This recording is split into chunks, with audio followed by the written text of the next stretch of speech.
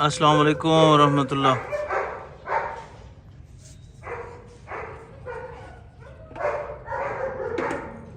ये जी हमारे एक बहुत प्यारे से दोस्त हैं, उन्होंने अगले दिन कॉल की और बड़ा लैब के बारे में बहुत माशाल्लाह उनका नॉलेज है, तो उन्होंने बड़ी प्यारी डिटेल्स शेयर की और बड़ा अप्रिशिएट भी किया। तो बहुत शुक्रिया, बहुत नवाज़िश जी, बहुत बहुत मेहरबानी।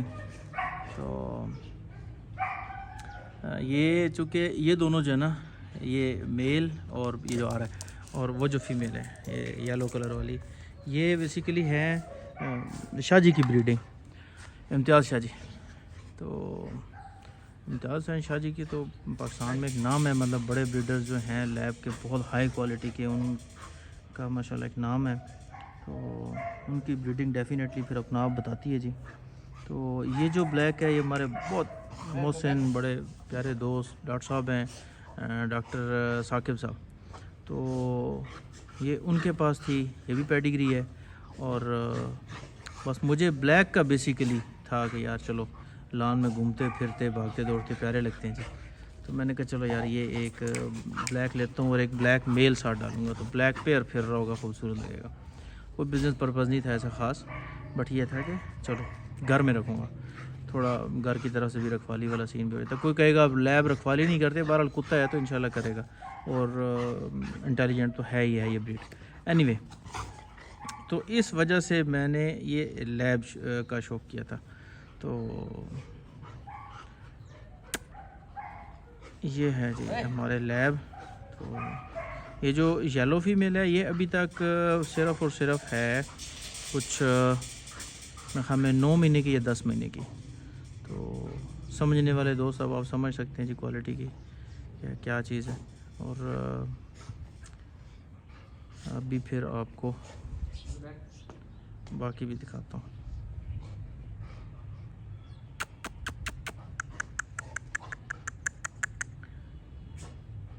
चलो बस बंद कर दो।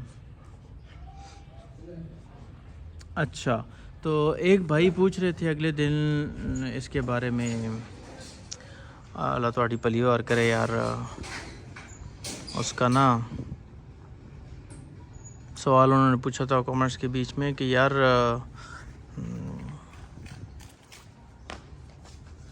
हीट कैसे टेस्ट होती है और कब टेस्ट करवाना चाहिए हीट का, और इसके बारे में यार वो बड़ी डिटेल से उस टॉपिक पे मैंने शेयर किया था, सारा कुछ बात की थी। बहरहाल चलो अगर शायद कि ये पॉइंट मिस हो गया हो तो मैं दोबारा अर्ज़ कर देता हूँ, और वो ये है भाई मेरे के फीमेल्स की जो प्रोजेस्टेरोन टेस्ट है बेसिकली वो क्यों करवाया जाता है, वो उस पर बात हो चुकी है। लेकिन चले अगेन, फीमेल का प्रोजेस्टेरोन टेस्ट इसलिए करवाया जाता है कि अगर आपके पास मेल अवेलेबल नहीं है, एक बात, क्योंकि सबसे बेहतरीन जो इंडिकेशन होती है इस बात की कि फ़ीमेल ओवरल्यूट कब कर रही है, ताकि हम एग्जैक्ट टाइम पर नोट करवाएं और हमें हमारी फ़ीमेलें खाली जाने के चांसेस कम हो जाएं। तो उसकी सबसे बेहतरीन इंडिकेशन तो मेल के ज़रिए ही हो सकती है। आप फ़ीमेल को छोड़ें मेल के साथ, और अगर मेल स्निफिंग कर रहा है, मेल अटैम्प्ट कर रहा है, इसका मतलब है कि वो एग्जैक्ट टाइम है, अटैम्प्ट भी कर रहा है और साथ फीमेल भी टेल दे के खड़ी हुई है, तो बात समझ आ रही है। फीमेल भी टेल दे और मेल अटैम्प्ट करे, स्निफिंग करे प्रॉपर, तो उसका मतलब है कि ठीक टाइम पर है, तो उसकी मीटिंग करवाएं फिर। हाँ, अगर किसी के पास मेल अवेलेबल नहीं है उस वक्त करीब, नो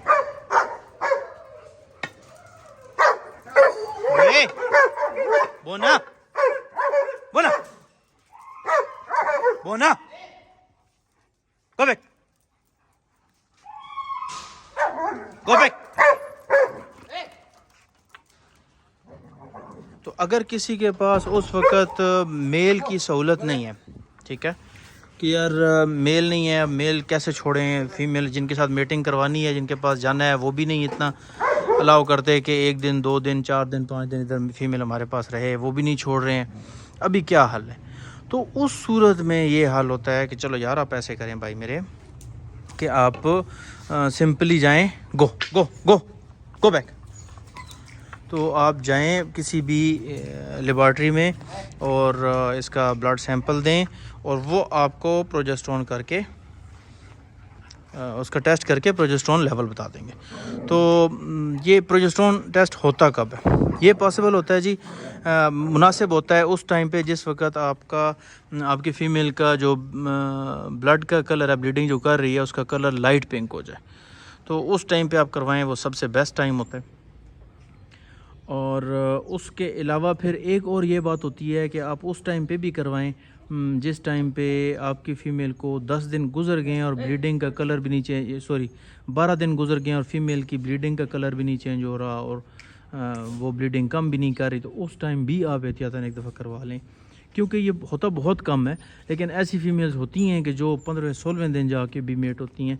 लेकिन ऐसा भी होता है कि कुछ फ़ीमेलों का जो मेटिंग होती है वो ब्लीडिंग के अंदर ही होती है। तो इसलिए ये सोचना कि जो एक बात बनी हुई है कि 11वें और 13वें दिन मेटिंग करानी जी असी, उसके अलावा मेटिंग नहीं करानी। एक नाट 11वें दिन, एक नाट 13वें दिन। मेरे पास ऐसी फ़ीमेल थी जो मेट हीट पे आई, 5वें दिन उसने ब्लीडिंग ख़त्म की, 6ठे दिन मेट हुई, उसने लीटर दी, एक ही नाट हुई थी।